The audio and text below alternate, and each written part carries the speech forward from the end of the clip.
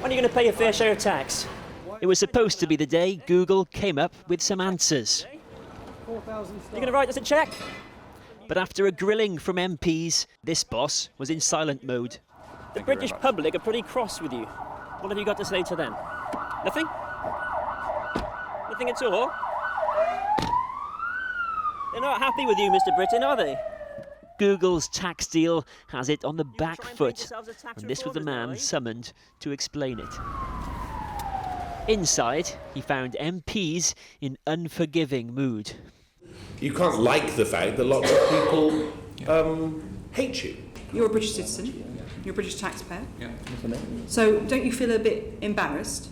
It was a shaky start, the president of Google Europe appearing to forget how much he's paid. Could you tell me what you get paid, please, Mr. I don't have the figure, but I'll happily provide it. You don't know what you get paid, Mr. Chair, let me...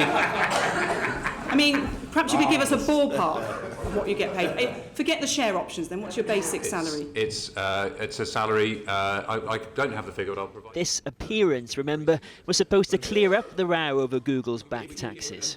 It didn't always seem to be working. Do you mean we pay tax at 20% on our profits on our activities in the UK? Yes, Is that what you're trying to say? That's how the system works. Right, okay, so what's the number? The number, 240 million. I get the exact number, but it must be that if that's the, well, not necessarily. The headline revenue number. Mr. Hutchinson, can you help us? I don't have that number in front of me. You don't know how much tax we pay in the UK? No, we pay 46 tax. million of tax. No, how much? The tax was 46. I read 46 million somewhere as well. Year, are you talking about, I'm not sure I understand what period you're asking for. If you could slow down a bit. Time and again, Google said it paid what it owed. There was, though, an admission that they had in the past underpaid. Now, Google came here expecting a tough time, and they got one. But they also came with a change of tone. Seems they're rather tired of being the villains of this piece. They'd quite like to be the good guys. So if there's a problem with their tax deal, then perhaps there's a problem with tax laws. And they'd be more than happy if politicians were to write some new ones. The tax rules being simpler and clearer and more transparent would be a big step forward. I would love to have these rules simpler. I would love to have it simple so we could explain it to people who are not tax people.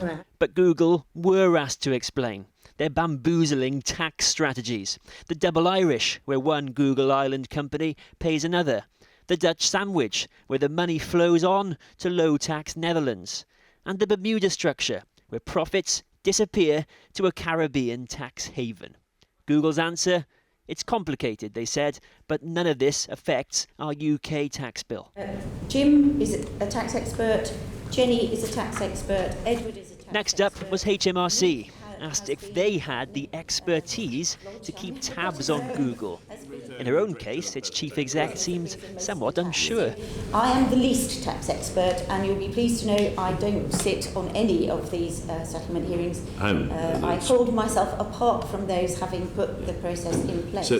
So had HMRC been outfoxed by Google?